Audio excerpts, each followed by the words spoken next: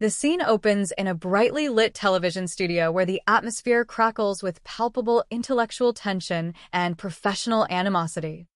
The cameras roll smoothly, capturing every nuance of expression on the faces of the panelists seated before a live audience and millions of viewers watching at home. Brooke Latham sits erect, her posture communicating absolute authority and fierce determination as she addresses the moderator and the viewers. She speaks with a sharp, articulate clarity that leaves no room for misinterpretation regarding her stance on contemporary literature and cultural figures. Miss Latham, in your last editorial, you stated that Lawrence Kinner's reputation as this country's greatest living novelist was deplorable. The moderator prompts her, leaning slightly forward to catch her exact phrasing. Miss Latham corrects the terminology with a swift and biting retort, emphasizing that the reputation itself was merely laughable, while the fact of his continued survival on this earth is what she truly finds deplorable. She characterizes him without hesitation as a charlatan who masks a third-rate talent beneath a heavy cloak of male chauvinism, asserting that if he spent even half as much time actually writing as he spends talking, the public would at least be spared the agonizing experience of having to look at him on their screens. The camera cuts immediately to Lawrence Kinner, who sits opposite her with a studied expression of supreme arrogance and disdain. He adjusts his jacket slowly before leaning toward his microphone to deliver his counterattack with calculated precision. He claims to feel only a profound pity for someone who appears to be suffering from a mental diaper rash while simultaneously groping around desperately for a misplaced sexual identity. Brooke Latham refuses to let the insult pass without a direct and devastating reply, reminding him aloud that at least she knows precisely who her identity is, whereas he is nothing more than the king of the clearance racks and the poor man's Hemingway. The interrogation continues as the moderator steers the conversation toward the long-awaited creative output of the celebrated author. "I understand you spent the last 6 months working on your latest novel," the moderator observes. Lawrence Kinner responds with a dry and dismissive laugh, acknowledging that he got at least as far as deciding upon the title. When pressed about when the reading public might actually be privileged to hold the finished book in their hands, Kinner replies with characteristic condescension that it will be available as soon as the questioner has acquired that facility, whatever that might imply. The debate grows increasingly personal as Brooke Latham presses the attack on ideological grounds. Seriously, she says, perhaps if you would stop maligning women and finally acknowledge them as your equals, you might actually regain some of your dwindling popularity. Kinner sneers at the suggestion, declaring that his reputation is built upon amnesty and that he could not possibly bring himself to espouse such a ludicrous concept as equality. Brooke hits back swiftly, pointing out that he is never above living comfortably off a woman, noting that if it had not been for the financial support and steadfast devotion of his wife, he would have starved to death years prior. She underscores her point by reminding him that it has been a full decade since he was anywhere near the bestseller list, exposing the hollow foundation upon which his public persona rests. The broadcast concludes shortly thereafter amid a flurry of closing remarks and professional sign-offs. Backstage, away from the glaring studio lights and the watchful eyes of the camera crews, the hostile public facade instantly dissolves, revealing an entirely different dynamic between the two fierce adversaries. Lawrence Kinner walks rapidly toward the exit, muttering apologies and gathering his belongings because he will be late for an upcoming lecture at a local university. "Honey, that last stuff was really below the belt," he murmurs, referring specifically to her sharp remark about his financial reliance on his wife, even if he knows deep down that it was entirely the truth. Brooke Latham softens her demeanor entirely, looking at him with deep affection and reassurance. "Larry, you live with me," she whispers gently. "Between a husband and wife, nothing is ever truly divisible because everything I possess is something you own. Everything I have includes all my love for you." Larry smiles warmly, leaning in to give her a tender kiss before whispering a fond farewell and promising to return before midnight. As soon as he departs, Brooke stands alone in the dressing room for a brief moment, her mind racing with thoughts of their secretive relationship and the complex web of deception they have meticulously woven together. "Did you see the show?" She murmurs to herself with a quiet chuckle, marveling at how convincing their televised hatred appeared to the outside world. She contemplates the immense shock the public will experience when they finally announce their marriage and reveal the truth behind the feigned hostility. Yet a lingering doubt plagues her mind regarding the timeline of their plans, prompting her to wonder how much longer they must maintain the charade. Larry has been stalling repeatedly, offering various excuses about timing needing to be absolutely perfect to avoid any suspicion should anything go wrong.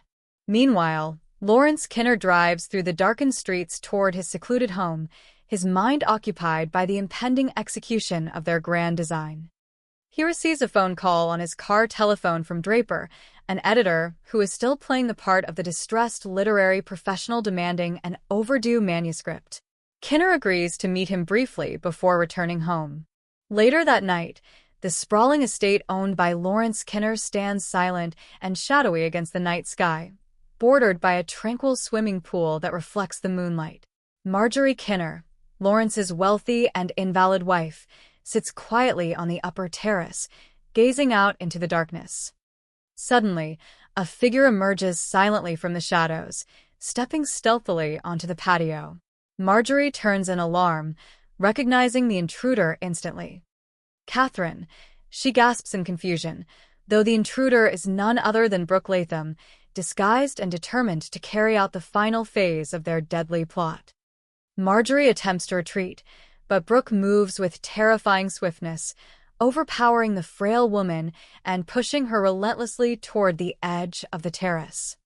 Marjorie screams in utter terror as she plunges downward into the freezing water of the swimming pool, struggling desperately for air before sinking beneath the surface into silence. The following morning brings police authorities, investigators, and grieving family members to the tragic scene. Mr. Strand, Marjorie's elderly father, stands by the edge of the pool conversing with private investigator Barnaby Jones, who has been brought in to uncover the unsettling truth behind the incident.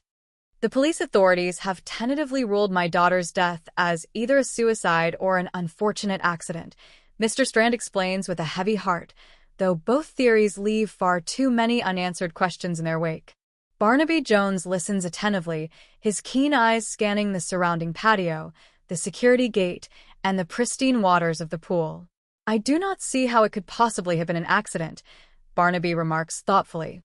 Mr. Strand explains that Marjorie harbored a lifelong, deathly fear of water ever since she nearly drowned as a small child, making it exceptionally strange that she would ever agree to live in a house featuring a swimming pool, though her husband insisted on its installation for his own personal pleasure. Strand adds that while Marjorie would occasionally venture out onto the patio, she would never approach the edge of the pool under any circumstances. Given such a severe phobia, Barnaby notes that the theories of accidental drowning or suicide can be effectively discarded. When asked if he shared these vital observations with the local police, Strand confirms that he did, but laments that the authorities simply concluded there was no simple rationale pointing toward foul play, especially considering her status as an invalid suffering from chronic pain. However, Strand insists that his daughter was far too strong-willed and much too much of a fighter to ever contemplate taking her own life. If that assessment is entirely accurate, Barnaby concludes, then there remains only one alternative, which points directly to murder. He asks if Strand knows of anyone who might have harbored a desire to harm his daughter. Strand shakes his head slowly, stating that she had no enemies, never engaged in quarrels with her husband, and lived a relatively secluded life. Barnaby notes that her husband was reportedly 20 miles away at the time of the drowning, lecturing before a group of avid fans.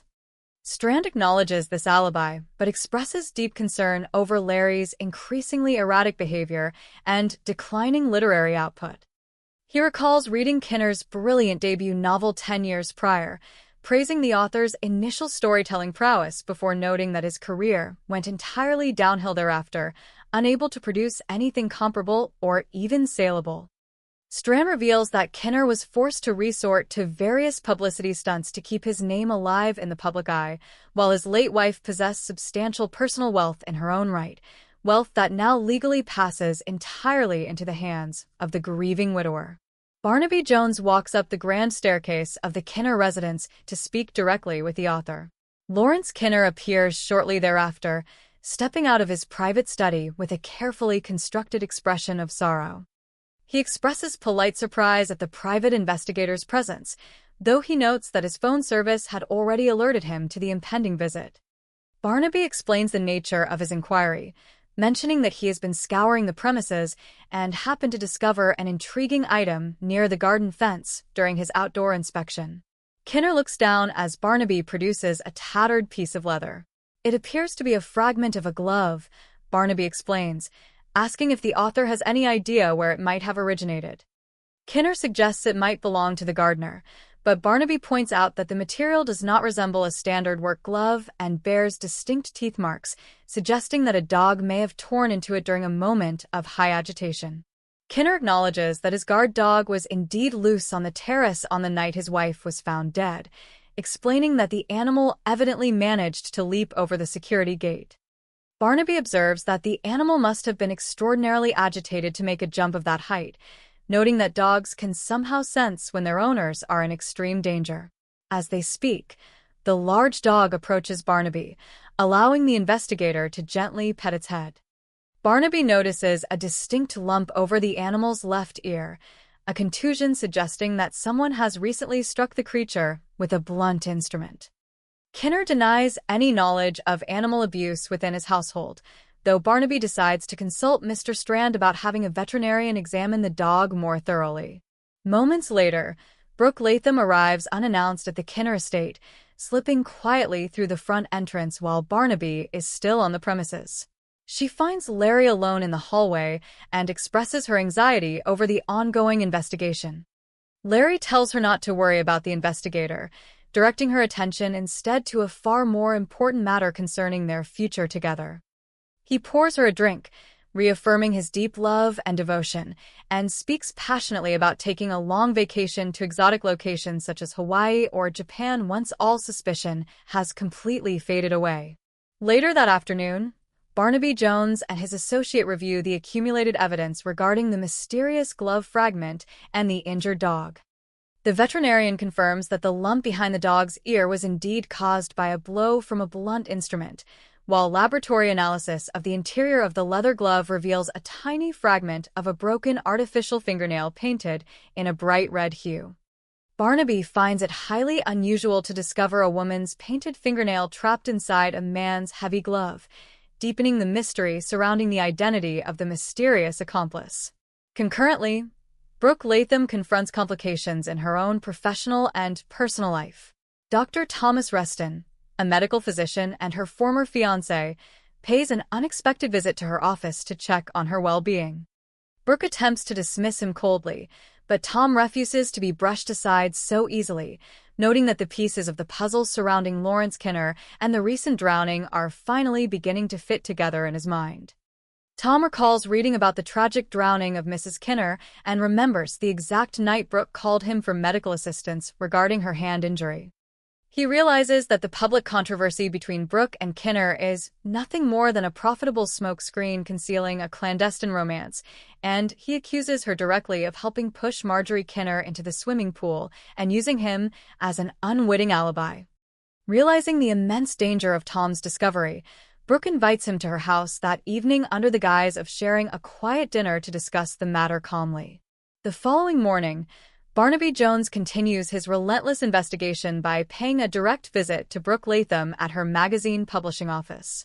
He introduces himself as the private investigator hired by Mr. Strand to look into the death of Mrs. Lawrence Kinner.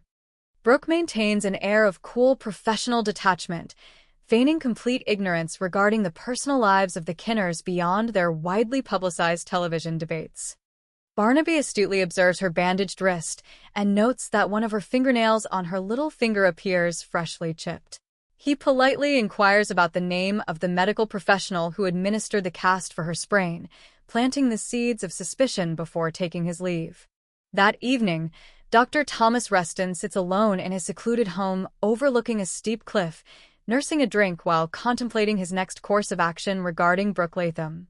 Suddenly, a figure steps out onto his dimly lit terrace. Before Dr. Reston can react, He is violently shoved over the low railing, plunging downward into the rocky abyss below. The next day, Barnaby Jones arrives at the tragic scene of Dr. Reston's fatal fall, working alongside local authorities to examine the broken railing and the surrounding terrain. While the initial appearance suggests an accidental fall influenced by alcohol consumption, Barnaby notes the striking parallel to the drowning of Marjorie Kinner. He immediately visits Dr. Reston's medical clinic, where he interviews the head nurse, Miss Nelson. Through careful questioning, the nurse reveals that Dr. Reston returned to the clinic late last Monday night to treat an emergency patient, applying a specialized plaster cast and administering a tetanus shot due to a puncture wound on the patient's skin. Armed with this crucial medical evidence, Barnaby returns to confront Brooke Latham, informing her of Dr. Reston's untimely death and pressing her further regarding the exact identity of the doctor who treated her sprained wrist.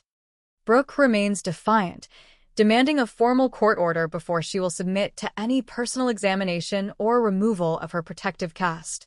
Realizing that time is running out, Barnaby intensifies his efforts to prove the connection between the injured dog, the medical treatments, and the murderous conspiracy involving Lawrence Kinner and Brooke Latham. He arranges for the guard dog to be brought under professional veterinary observation while continuing to track the movements of the primary suspects. Sensing that the net is rapidly closing around them, Lawrence Kinner and Brooke Latham panic, making hasty preparations to flee the city together. They attempt to secure medical documentation for their injuries at a local clinic, but Barnaby Jones anticipates their exact move. He arrives at the clinic with local law enforcement officers just as the suspects attempt to slip away. Cornered in the clinic hallway, Lawrence Kinner pulls a concealed firearm and attempts to take Barnaby Jones hostage, demanding safe passage to the parking lot where their getaway car waits. Brooke Latham stands beside him, her initial composure entirely shattered as she realizes their elaborate scheme has completely unraveled. With cold calculation, Kinner attempts to shift the blame entirely onto Brooke, revealing his true cowardly nature and turning on her in a flash of bitter resentment. Brooke stares at him in sheer disbelief, hurling insults at his male chauvinism and recognizing too late the true character of the man she committed murder to attain. Police officers move swiftly from all directions, disarming Lawrence Kinner and placing both suspects under immediate arrest without further incident. The handcuffs click firmly into place, signaling the definitive end of their deceptive partnership. Later that afternoon, Mr. Strand stands with Barnaby Jones on the sunny terrace overlooking the swimming pool, looking down at the faithful guard dog resting peacefully nearby. Strand expresses his profound gratitude to the investigator for bringing the truth to light and delivering justice for his daughter. Barnaby smiles warmly, stroking the dog's head and remarking on how the entire intricate conspiracy functioned much like a Venus flytrap, where the victims were drawn in by the sheer illusion of seductiveness and charm before being trapped by their own fatal flaws.